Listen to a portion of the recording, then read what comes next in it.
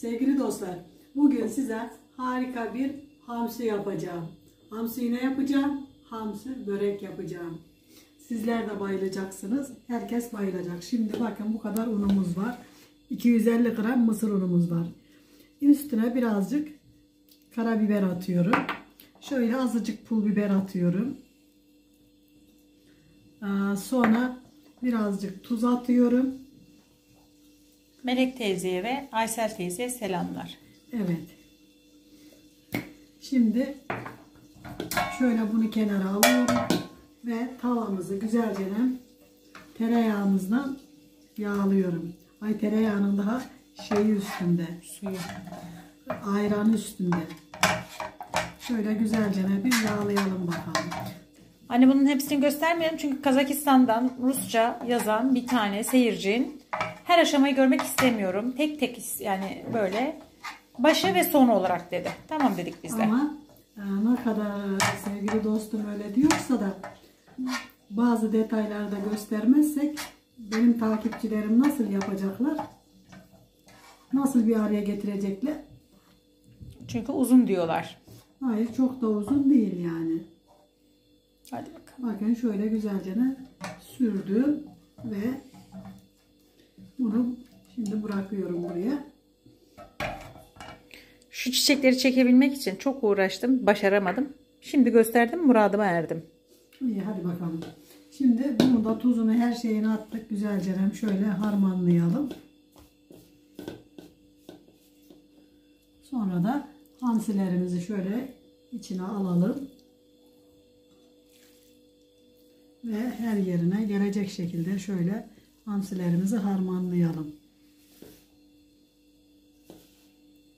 Bakın bu şekilde harmanladığımızda emin olun çok güzel olacak. Ve şimdi yapmamız gerekeni yapalım. Şimdi tamam dostlar, 2 kilo aldım. Hamsi aldım. Şimdi şu şekilde düzüyorum. Şu açıklamada bulunalım. Hamsiyi kendimiz temizledik. Evet. Annem çok uğraştı yeğenimle. Hamsiyi kendimiz temizledik tabii ki de. O bir ayrı. Bu hamsiden ben yemeyeceğim. Neden yemeyeceğim? Yorumlara yazabilirsiniz. Neden yemeyecek? Bize yardım etmediği için yemeyecek. Anne. Aynen öyle. Şimdi böyle sıralayacağız. Hiç aralık koymadan sıralayacağız dostlar, bu şekilde. Yani hem kolay hem de içeride bunu yaparken dostlar asla eviniz balık kokmayacak. Gerçekten güzel bir şey olacak. Asla balık kokmayacak eviniz. Wow.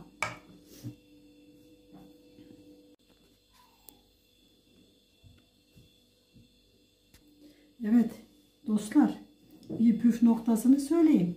Size burada göstereyim. İçindeki bel kemiğini böyle çıkarıyoruz. Bakın. Hepsinin bel kemiğini çıkardım. Kendim temizledim. Çünkü balıkçılar bunu böyle güzel temizlemiyorlar. Her seferinde hüsrana uğrattılar. Evet. Bakın. Bu şekilde tertemiz hamsilerimizin bel kemiğini çıkarıyoruz.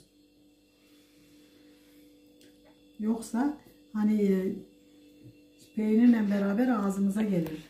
O da ne olmaz? Yakışık almaz.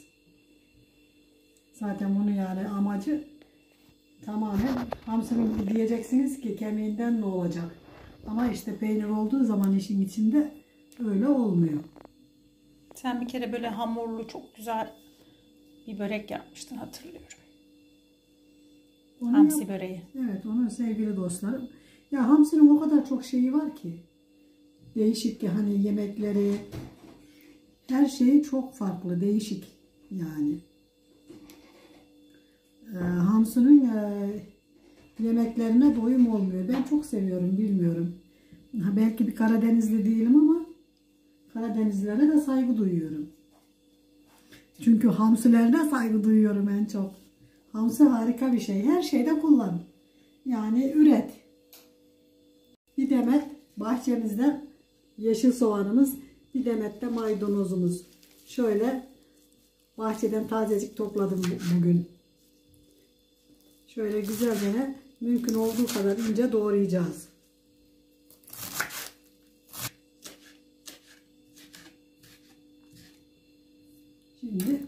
Şöyle karıştırma kabımızın içine koyuyorum.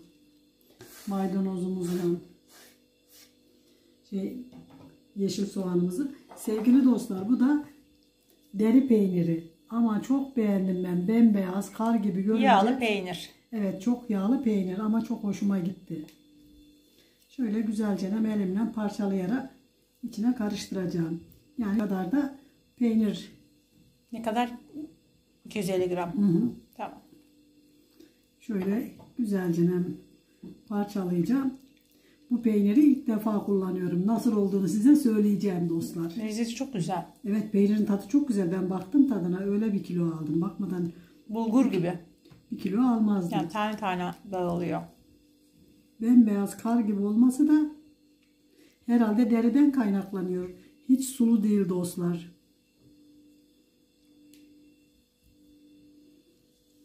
Dostlar, ben bunu yaparken benim kız peynirin yarısını yedi. Aa, yedim. Şöyle birazcık karabiber dostlar içine. Tuz niye atmıyorsun? Tuz, peynirin tuzu yeterli. Şöyle biraz da kendi yaptığımız pul biberimizden atalım, çok acı olmasın. Şimdi şöyle güzelce karıştırıyorum.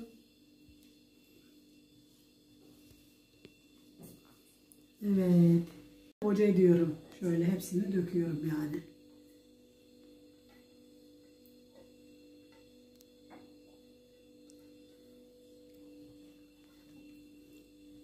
Şimdi de şöyle her yerine yayacak şekilde yayıyorum, bakın böyle. Herkes kendine göre ayarlasın lütfen içinin bolluğunu, ama bu iç yeterli yani. Hı? Tamam. Bakın sevgili dostlar, şimdi geri ne yapıyoruz? Direkt üstünü güzelce hamsilerimizle kapatıyoruz. Bu şekilde. Hiç arası açık kalmayacak şekilde böyle kapatalım.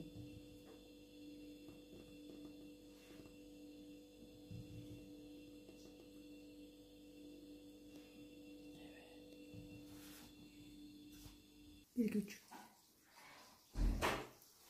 Bakın dostlar, böyle güzelce her yerini sıralaya ne yapıyoruz? Kapatıyoruz üstünü. Şimdi şöyle bakın. Yani bir konuşma yapacaktım.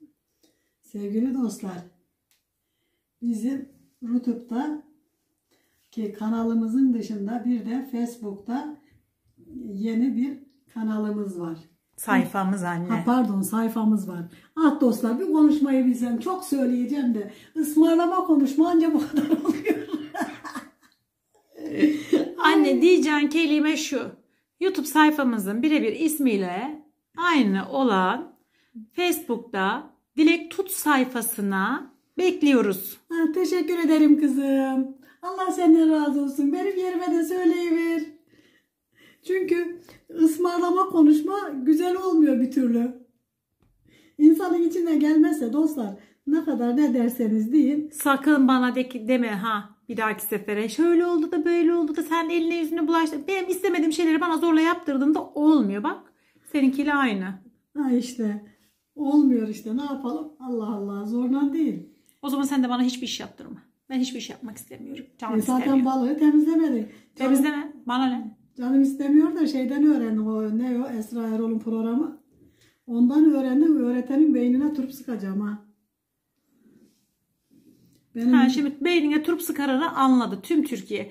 Uganda anladı, Ukrayna anladı, Rusya anladı. Anlayanlara teşekkür ediyorum. Hintliler anladı, Ruslar anladı. Tüm dünyadan seni izleyen değişik özellikle Fransa seni çok iyi anladı bu kelimeyi. Teşekkür ediyorum. Düz Türkçe kullan, deyim kullanma. Çünkü algılayamıyorlar. Hep yorumlara yazıyorlar ki çeviriler tam değil. Şimdi ocağımızın üstüne koyma zamanı geldi dostlar. Çok da güzel oldu.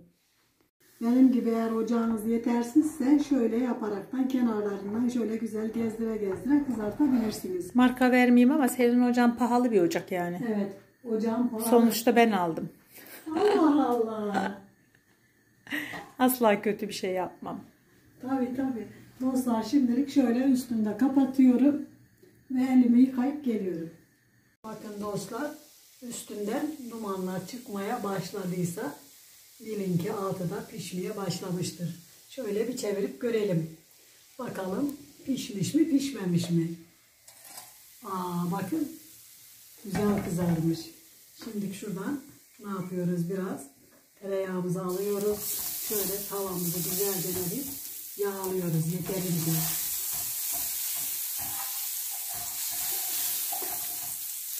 Çünkü tereyağını bolca sürersek tavamıza daha iyi ve daha lezzetli bir balığımız olacak.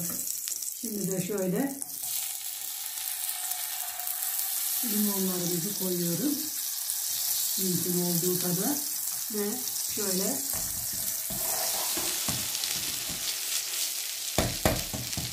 hamsilerimizi koyduktan sonra şununla ne yapıyorum? Bir düzeltmeye gidiyorum şöyle. Ve şimdi biraz da öbür tarafını pişirmeden daha tam büyümediler. Bizim bahçeye çok güneş gelmediği için az geldi. Şimdi altına koyduk 3-4 tane. Şöyle 3-4 tane de üzerine koyalım ki şuradan bir de parça daha kesip koymak istiyorum dostlar. Çevire şöyle her tarafını kızartalım. Çünkü ocağımız eğer yeterli değilse böyle çevirmekte fayda var.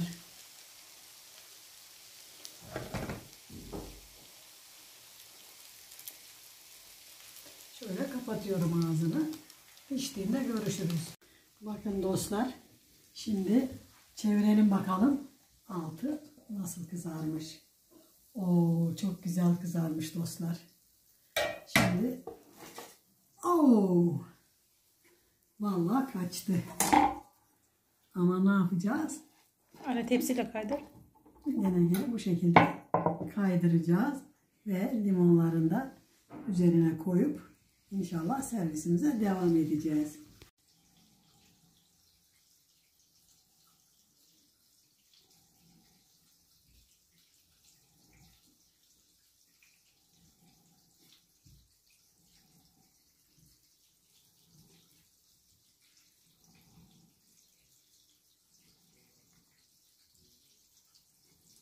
Sevgili dostlar, kuzucuklarım geldi, hoş geldi. Şimdi salatamızı yaptık.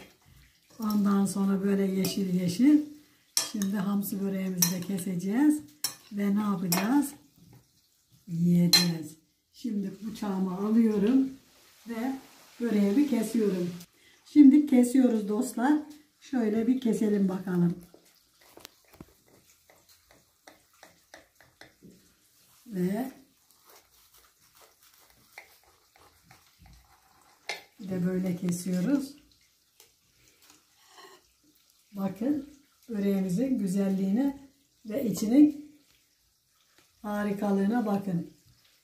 Peynirlerimiz erimiş güzelce. Mis gibi olmuş. Şimdi bir tane daha keseceğim şuradan.